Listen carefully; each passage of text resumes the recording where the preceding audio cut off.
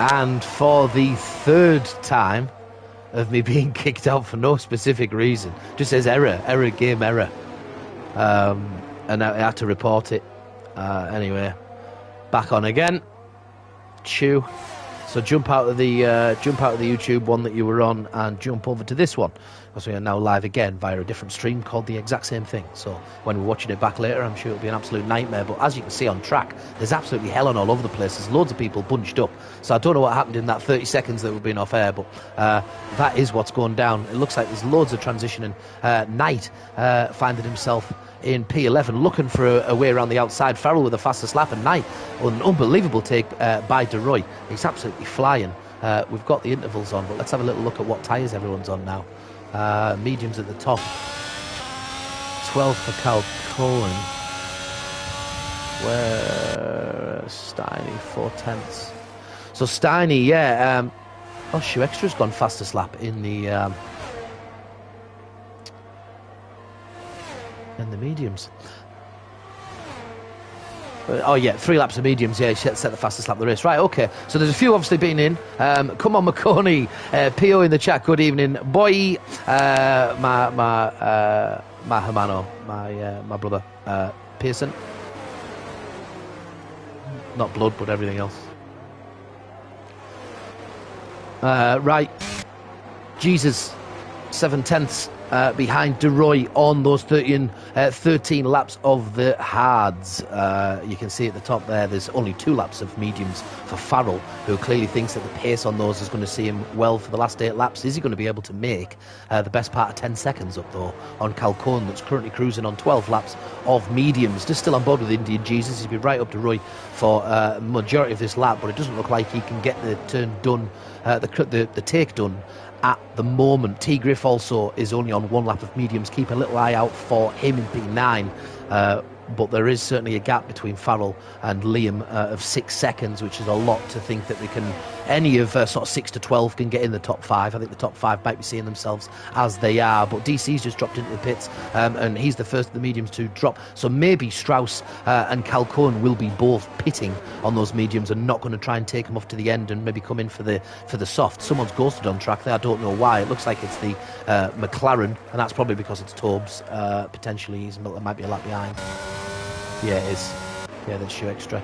So, yeah, that's not ideal. And, whoa, McLaren's just gone off track, maybe just to keep out of the eyesight of Indian Jesus on 14 laps. But, yeah, the hard runners certainly going to take themselves to the end. Keep an eye on Farrell. I think he's probably the one to be following at this point. I do apologise because of it dropping off. It's kicked me out of the game again due to a glitch. I don't know why. I've reported it and whatnot and sent it. DeRoy is out of the session. He is a DNF.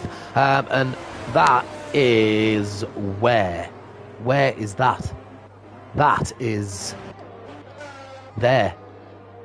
There's DeRoy. He's on the side of the track. I've just managed to catch him on stream at the very end while I was trying to find someone who was going to pass him. And sadly for him, it means that there is a yellow flag. DeRoy is currently parked. Which one's that? I think it's turn 7. The left-hander. Yeah, left-hander turn 7 before the wobbly uphill. So yeah, how? That's normally the way you brake early and carry it on. So he's clearly on that double right-hander, maybe coming out of that, clipped the apex and had a little bit of a wobble. And unfortunately, that's the outcome. So you can see a few people diving in now to get the tyres on.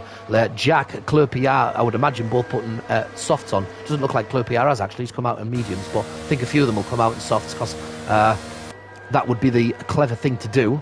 Is it a safety car, by the way? I can just see the yellow flags. I don't know what's going on. Presume. We'll see. There's obviously a hell of a lot of the track mixing up now. McConey gets the slicks on, and does he come out into third? No. T. Griff manages to get back up that opening straight, stay on those 3 laps of mediums, and he has been able to come to block it, I suppose, McConey. But yeah, we're still in yellow flag conditions. Looks like there's 2 at the start of just going round corner 1. And what's happened there? 4-star's gone really wide.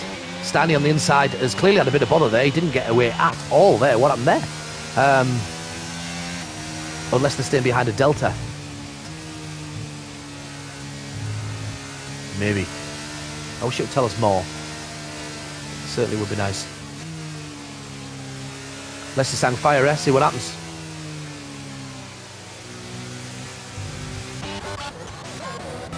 There they are. There they are. So we'll park Farrell outside the car. I was looking for it, but I think it doesn't park at the start of the lap, does it? Around here. I think that was on me. I think it's like turn 6 or 7 it turns up. So yeah, we have a safety car, but nice and dry. Some people have decided to keep track position and see themselves out for these last 5 laps by the time that the car comes back in, maybe 4 laps of this race. So Shoe Extra, 4-star, both deciding on mediums. Knight might have used softs, and he's come out on mediums, and Club PR2. I don't know how there's a change of position in the middle of the track. How was that one work? Maybe they were just side by side. Don't know. So, what a hell of an end to this race. It's levelled out to be. Keep a very close eye on Calcoen, McConey and Strauss as they all try and put it down in those softs, the freshest softs behind DC, and of course Cross in the same position. But look further down with the Hobbsy, Steiny, Jesus, Waitsy, Col Paradox, War Daddy and Jack, all on fresh softs and absolutely jumping at the bit to go and get the job done. Knight jumps into the pits, decides that he wants to come off the 1 lap old mediums, and he's going to take a risk on the softs instead.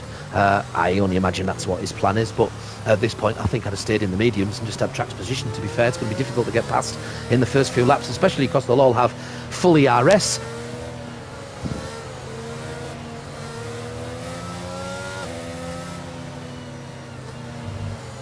So it doesn't really matter on the straights, and I think there'll be enough of train that'll be difficult to get by. There's going to be absolutely hell on when this restarts, by the way. This is still absolutely anybody's race. Unfortunate for Farrell, because I think he played it really well. But yeah, it's not looking hopeful. Let's say that there's going to be faster cars behind. They're going to be fresh as a daisy all the way to the end, because even the softs for these couple of laps won't be getting very worn. So yeah, they've got no worry about tyre deck to get this race finished, all of the new soft runners. Hopefully he comes in this lap and not next. In Tier 3 we had a safety car, and I think it stayed out of 3rd. I'm pretty sure it did anyway. It just felt like a long time. Or it was the rest of the first and then did 2 laps after that, like 2 full laps. So yeah, it took a while. So we'll see. We'll see. Well, Farrell is your current race leader. Calcoen in second with T-Griff in 3rd. McConey trying to get himself on that podium again. Strauss up there again in 5th. Real DC. Don't it, Farrell, do whatever you do not hit the concrete block. That is the safety car.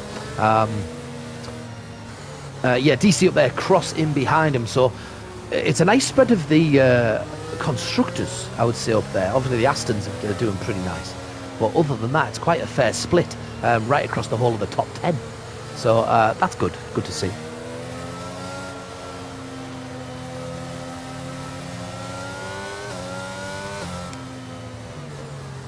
And the horrible bugger is not going to be pulling in the pits this time. He's staying out again. So yeah, we're going to go around again. So when we start, we've got 5 laps left. 24, 5, 6, 7 and 28. Yeah, to see us out. Or no, this is 24. This is 24. So 5, 6, 7, 8. 4 laps. 5, 6, 7. Yeah, 4. I was right. 4 laps. So 4 laps of racing. Yeah, I'm looking forward to this. Hope everybody else is. If you've managed to switch the streams and put the right one on each time it keeps crashing. It's had my life tonight. 3 times in one race. I don't want to jinx it though, because it'll probably make it 4 right at the end before I get a chance. Let's jump down to the action where Indian Jesus is only 3/10 behind Steiny there, putting the pressure on.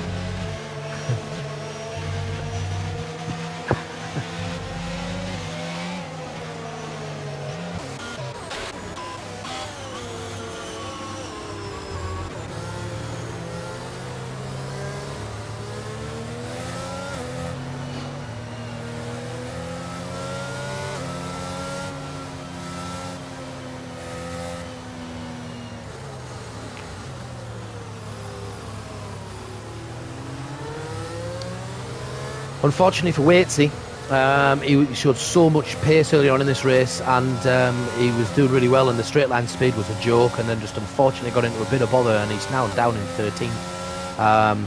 That's last week's driver of the day, Waitsy. He got quite a few votes last week, actually, just looking back now to the 16th. Yeah, 1, 2, 3, 4, 5, 6, 7, 8, 9, 10. 10 out of 12 were all for Waitsy, with D-Morts and T-Griff having shout-outs in the Driver of the Day comp as well. So pretty unanimous that Waitsy had done the job last week. Unfortunately, not managing it today. Yet.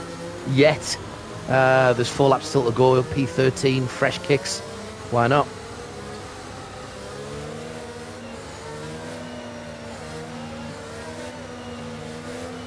Reserves tonight, Calcone, D-Morts.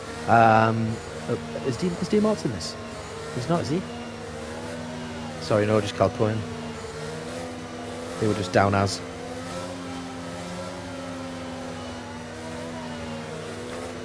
So he's backing them up.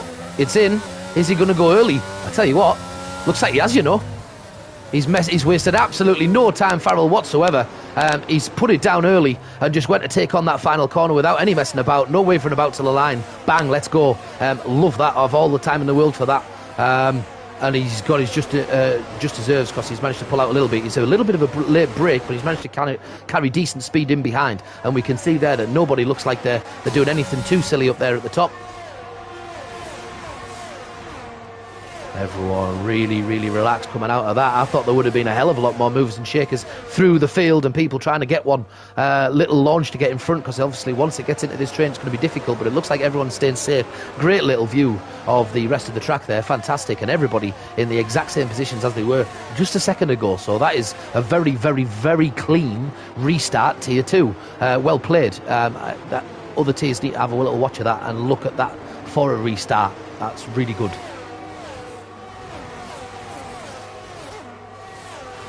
And you can see just this line of cars parading down the car from turn 11 down to this left-hander. 3 laps to go. There has been there's some action side by side with 4-star and Hobbsy back here. Let's get on board, because you can see that Hobbsy's on the outside of him, and I think that didn't pay, but he's obviously on the inside of this, which does. Yeah, those 2 of them had to go. That's a great little move. I think there's contact between him and the Alpine. And the Alpine of Steiny is now on the outside of 4-star. Whoa, there was nearly contact. Steiny had to take a close corner in order to keep that pace, and he's managed to make it stick around the outside. So fair credit where it's due. Steiny gave him a little bump on the way through, but God, has he done really well through that next turn to keep it all safe. 4-star also jumping in front of Waitsy. No, it wasn't. I'm on 4-star now. It was Indian Jesus getting in front of him. Good turn by Indian Jesus, going back up the pack slowly to see what's going on nearer the front, with 2 laps to go. 6, 7, 8, 3 laps to go. This being the third or the first of the 3.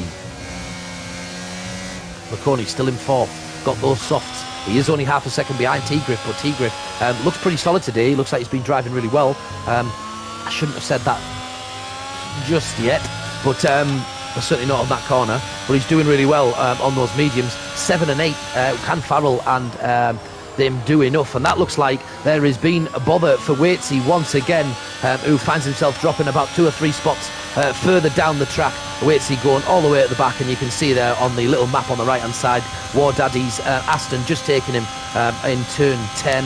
That looks like it was that little wobbly right-hander, probably caught the apex, because that's certainly all you need to do. Some great little bit of fighting in front of me now with T-Griff. It looks like the 2 leaders of your race side by side, and there is contact between Farrell and Calcoin. Farrell's just managed to keep it in front. Calcoin has just managed to keep it on the track. T-Griff has now seen an opening, licking his lips just in behind Calcoin. Whether or not there's an overlap before even the end of the race for the softs to the mediums for the quicker tyre, but I think the softs should be the faster tyre right till the end, with only 6 laps that will be needed from them, or 7 laps for Calcoin. Cole Paradox and 4-star swapping positions as well, and Farrell unbelievably quick up that straight. That's insane.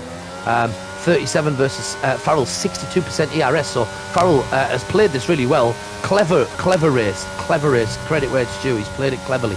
It's all about the strategy and being consistent, and he's done that.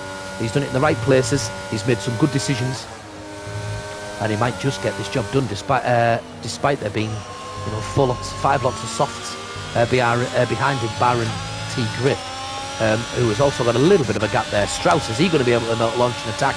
Only 2/10 behind McConey, going to the hard breaking point. McConey, of course, comes and turns early to make sure that definitely isn't an option for Strauss, and of course sits in that, gets a good launch as well. McConey, in fairness to him. Indian Jesus and Knight have exchanged places. That's the turn 11, the most talked about turn on this tonight, really. It's the one just before the straight. There seems to be a lot of action there, from spins to contact, and of course just getting pace up as it goes downhill and uphill.